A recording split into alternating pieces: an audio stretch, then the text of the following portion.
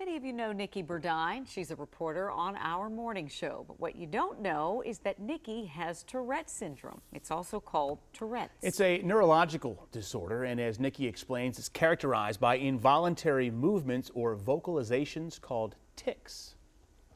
This is not something I talk about a lot. It's not something many people talk about. The few times you hear about Tourette's syndrome, it's usually a punchline, the guy screaming obscenities uncontrollably. We don't all scream out profanities, but that's one of the stereotypes people with Tourette's face.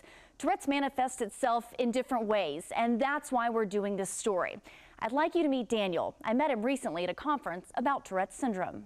Normal who loves music. Every day I felt the pain. What you don't see is this. I felt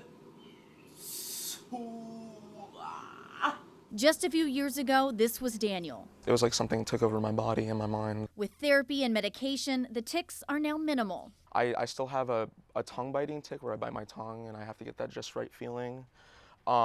That's really all I have right now, and then every once in a blue moon I get this eye blinking tic where I go like that. And finding his passion helps too. taking a risk, putting it all on the line. That's something very amazing and interesting with people with Tourette's is whether, you know, they're a newscaster like yourself or they're a U.S. World Cup goalie like Tim Howard. Whenever they're in their zone with something they love and they're passionate about, their tics are non-existent. Where I can be completely free. Daniel takes his message to schools through a program called Same Sky. A group of like-minded but very different people. Their goal, to teach tolerance. Because everyone has something. My name is Jeremy, and we all have been labeled with autism. There's also Down syndrome, Lyme disease, anxiety, depression. This tragedy turned out to be a blessing in disguise.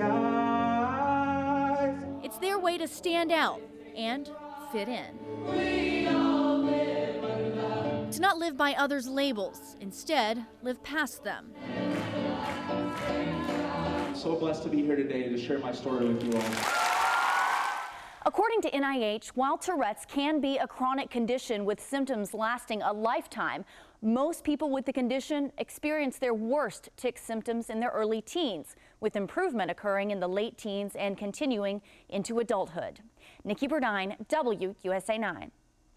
Now, the Same Sky Project is part of an organization called A Place to Be. Their next public performance is in Leesburg later this month. To learn more about the program, as well as Tourette's syndrome, just go to our WUSA 9 mobile